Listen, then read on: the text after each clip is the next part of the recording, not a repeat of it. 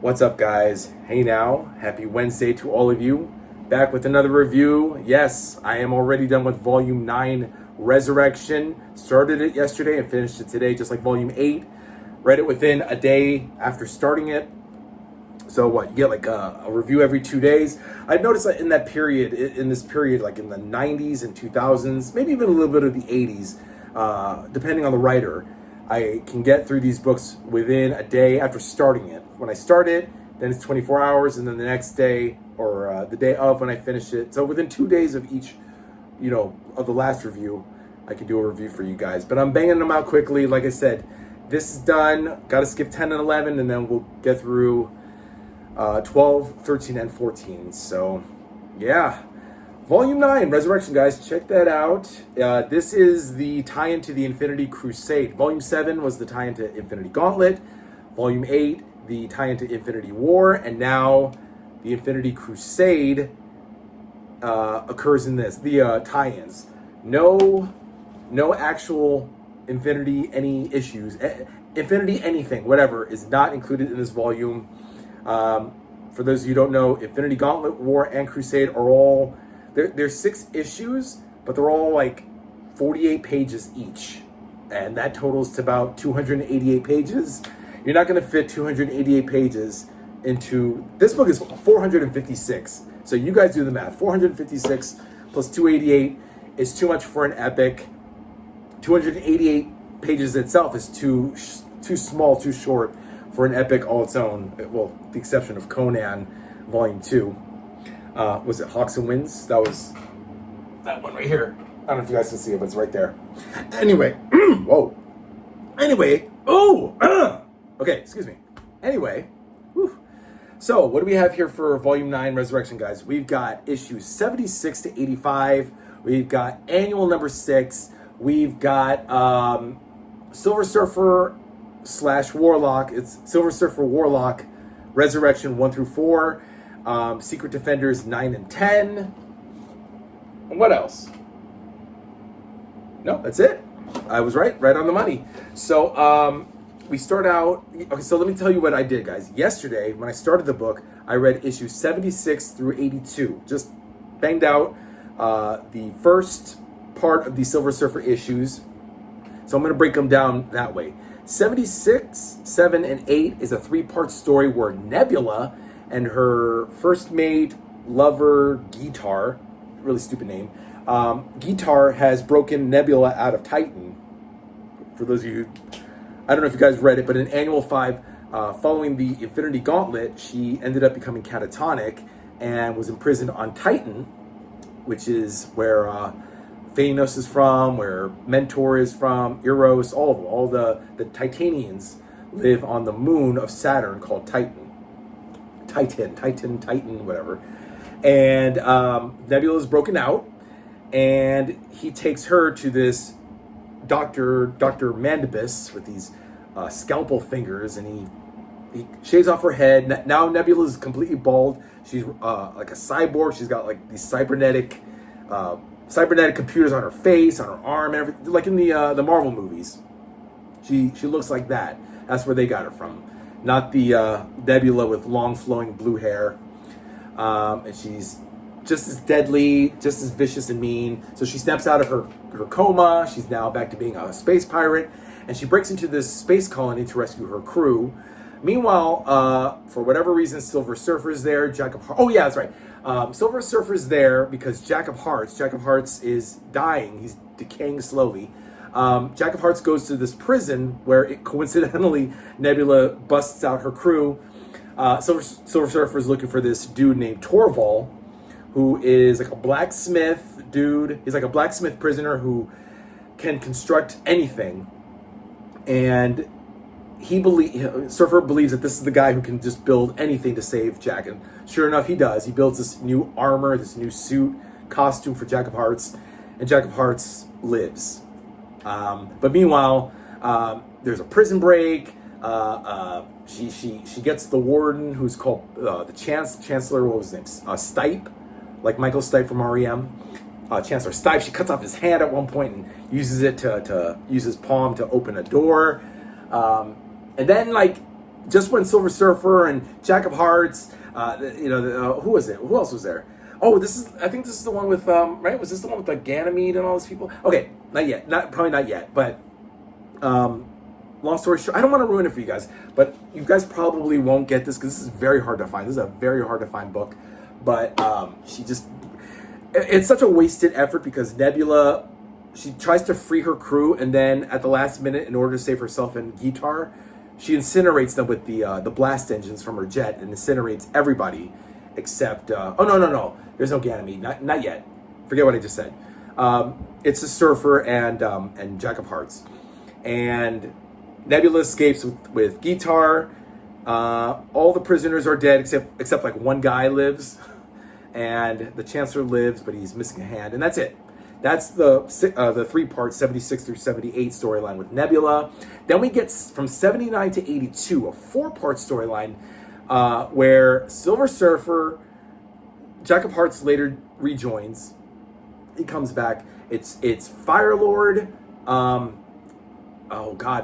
Morg apparently is alive. Galactus apparently is keeping Morg alive, even though he has Airwalker and Firelord as his dual heralds. Turns out Morg is not dead. He did not die at the hands of Terrax. But there's this dude named Tyrant. Tyrant is supposed to be supremely powerful, and he knows Galactus from way back when, from like millennia's past and whatever. And this dude actually even scares Galactus for whatever. I didn't get it because Tyrant didn't really seem that big a deal. I'll even show you in a second. But for whatever reason, Tyrant captures Morg, Terrax, Silver Surfer, this chick named Ganymede, who is a warrior woman, like a warrior priestess of the Spinsterhood, and she's celibate, and she's made a vow with her other sisters who apparently have died because they went into hibernation. They come out after like 1,000 years to find Tyrant. She's all alone, and apparently her and her fellow sisters in the Spinsterhood fought back Tyrant and whatever. But if Tyrant is so easy to repel back, why is Galactus afraid of him? That was a little inconsistent writing there on Ron Mars's part. Ron Mars still did a great job with writing. I love his stuff, but there's a bit of some inconsistencies as to the relationships between everybody. But Tyrant is a really... Oh, and he's a weird looking guy. It looks like he has like these Slim Jims like on his teeth like this. I should show you guys. Well, let me just finish the recap. So 79 through 82 is Silver Surfer teaming up with, like I said, Terrax, Morg, Gladiator from the Imperial Guard, and Beta Ray Bill also are captured by Tyrant, and Ganymede, and then Jack of Hearts gets captured. So then they all take on Tyrant, and they push him back. And then at one point, Galactus is like, I want my Herald back. I want Morg. And Tyrant is like, no. And then Galactus is like, okay. Literally. I mean, not so simplistically, guys, but that's basically what happens. So now Galactus doesn't have Morg, but he vows to get Morg back at a later time. I don't know if he does it by volume 12, 13, or 14, or even 10 or 11, but those haven't been released. So I don't know, guys. That's a bummer.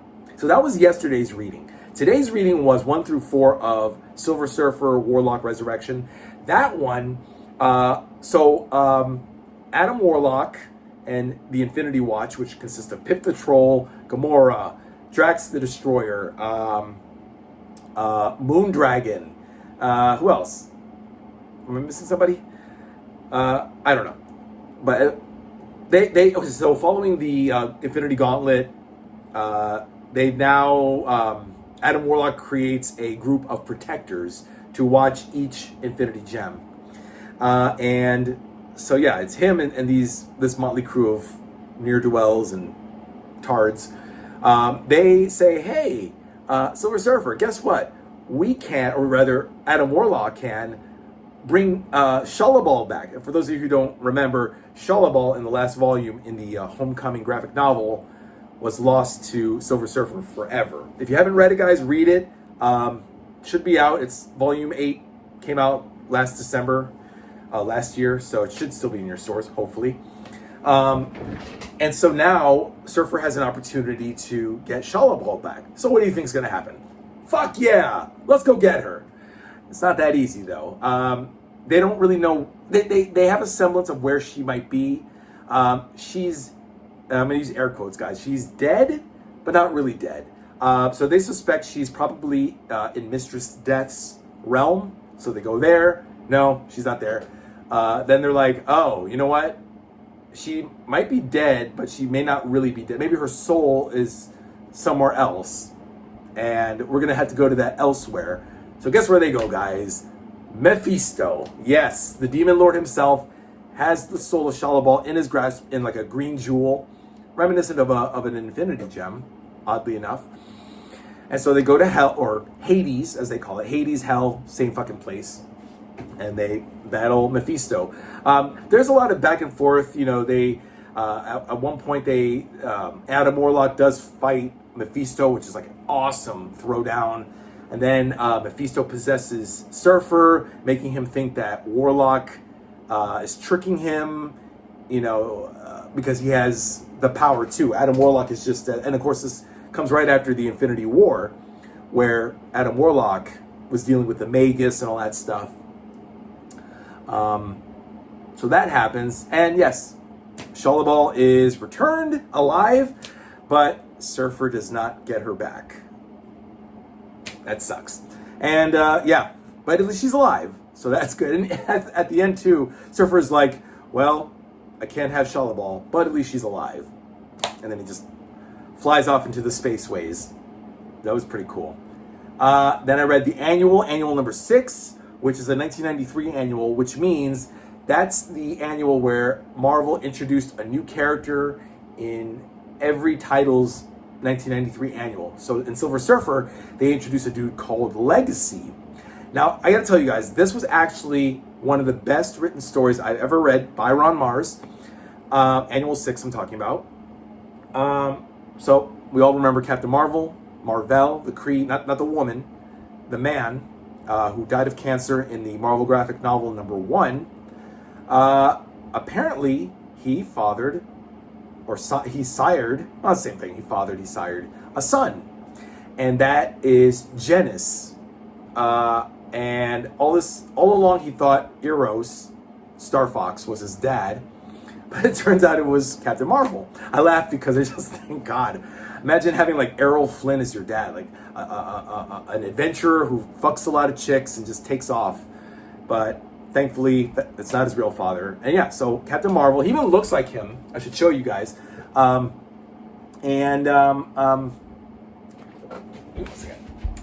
me 1 second. Oh, God damn it. All right, here we go. Wait, okay. I'll show you. I'm just bringing my glasses because I want to show you guys. I'm blind as a bat. Anyway, so Ronan the Accuser and the Kree are looking for this boy. They're actually looking for the wristlets, which are somewhat like the negabands that Captain Marvel used. And Silver Surfer brings the kid back to his mom because he took off. He's an adventurer. He's a gambler. He's a ne'er-do-well. He's like Han Solo. Let's put it that way. Just seeking out adventure in bars and taverns out there in space and getting into a lot of trouble. And Silver Surfer brings him home, and then the mom's like, listen, this is for you. Your real father is Captain Marvel. You can choose. It's your choice. Take on his legacy or don't. And of course, by then Ronan attacks, the Kree attacks, and he's like, okay, I'm going to do it. Put on the wristlets. And he teams up with Surfer, and they fight back the Kree. I just thought it was very touching to discuss a story. If you guys can, let's think about this in a human level. Imagine being a kid, and your father, who you never knew, was a hero, like a war hero, let's say. Let's say he fought in Vietnam. And this is a lot of stories. World War II, Vietnam. A lot of children were born, their fathers went off to war and died, and they grew up with their mothers, not knowing their real father. So, and I've never experienced that, but I can just imagine what that's like. So here's a boy who has an opportunity. He's really amazing. He's like 22 years old. A young man who has an opportunity to take on his father's legacy, not knowing who he was and the magnitude of his superheroics. But I thought it was very touching how 1 minute he's gambler and getting to fights and almost getting killed if it wasn't for Surfer, to now becoming a hero. And I just thought it was very well written and very human without being too boring and including super heroics without it being too fantastical. I don't know. I think they should make a Marvel movie out of him. I hate Marvel movies. All right, but I love that. That was Annual 6. Then then it was the last 5. So the last 5 being Jeepers. Hold on. Secret Defenders, right? Oh yeah. So finally, okay, I remember. So now then we have, we go back to Silver Surfer. It's 83 through 85, which are the tie-ins issues to Infinity Crusade. Just like 51 through 59 was for Infinity Gauntlet, and 67 through 69 were for Infinity War. 83 through 85 is for Infinity Crusade. And it's pretty crazy. At one point, he fights, in issue 85, he fights Storm and Wonder Man, who are under the thrall, the control of the Goddess. For those who don't know, Infinity Crusade. So now the Goddess she's like a golden version, she's like a female golden version of Adam Warlock, who now wants to destroy the world and make it good again in her image. Some superheroes buy into her bullshit, others don't. Silver Surfer was part of that, and now he wasn't. I remember in Iron Man, there was an Infinity Crusade tie-in with Iron Man, and she did the same with him, but he broke through it. But yeah, that wasn't really that exciting. Let me see. 83, he fought Firelord, because Firelord was in her thrall. Then 84 had Thanos. Thanos, of course, is not dead. Turned him into a living bomb in issue 84, and he crashed into what was it? Into Paradise Omega. That's her home, the Goddess. And then 85 led to Storm and Wonder Man, and so Silver Surfer's just completely weak, but he manages to win. And then Secret Defenders number 9 and 10 wraps up the whole Nebula thing. Nebula plans on bombing Titan for imprisoning her, and Doctor Strange calls up War Machine and Thunderstrike, the Temu version of Iron Man and Thor, to help Silver Surfer stop Nebula and Guitar from destroying Titan. And of course they do. And that's it. Yeah, let me show you a little bit, guys. Wow, it's getting dark all of a sudden. I don't know if you guys can see me. God, I hate these glasses. I look horrible. Look at this epic fight, guys. This is during the fight with Mephisto and Hades to rescue what's her name? Shut up over there, fucking kid.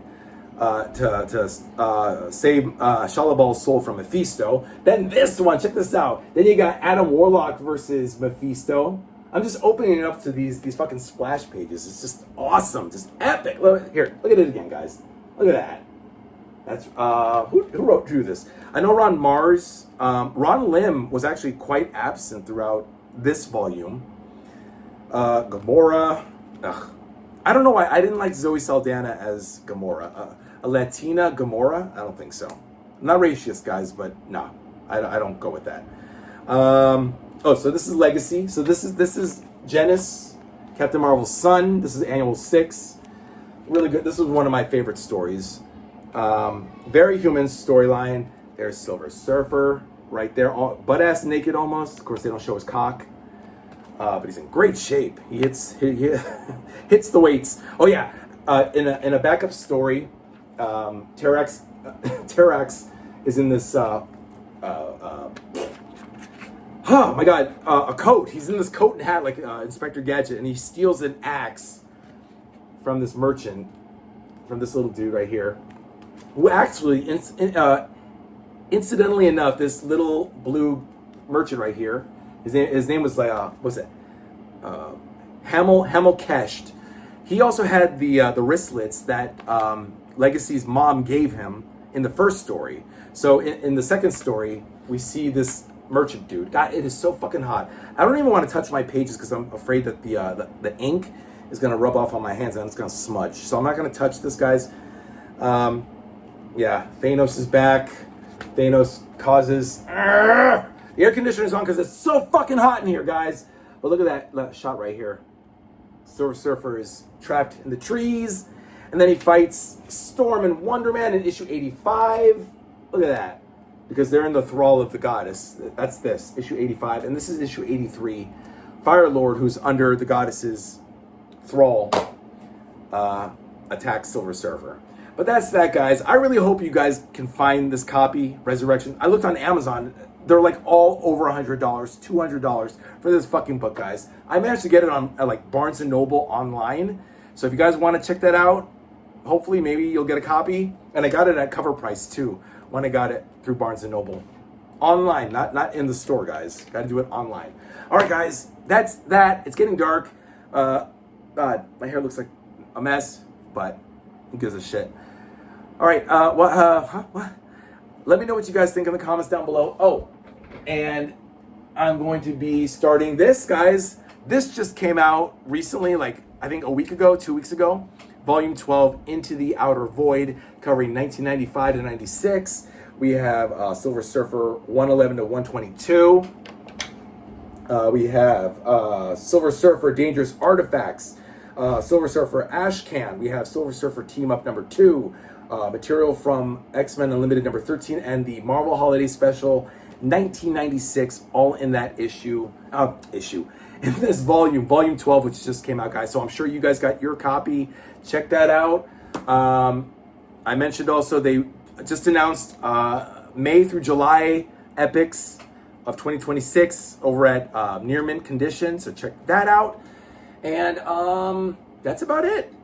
And I you know, guys, I'm thinking maybe Saturday I'm gonna do a live like a live broadcast, and we'll talk about the upcoming epics one by one. Next, the 2026 epics coming out. Oh my God, they're finally gonna do the Mutant Massacre X-Men number 14. We were talking about that. I posted it on posts. Okay, that's it, guys. Take care. I'll see you guys in a couple days, maybe in about 2 days. So maybe Friday I'll have a review for volume 12 for you. Let me know what you guys think. I'll see you next time. Bye-bye.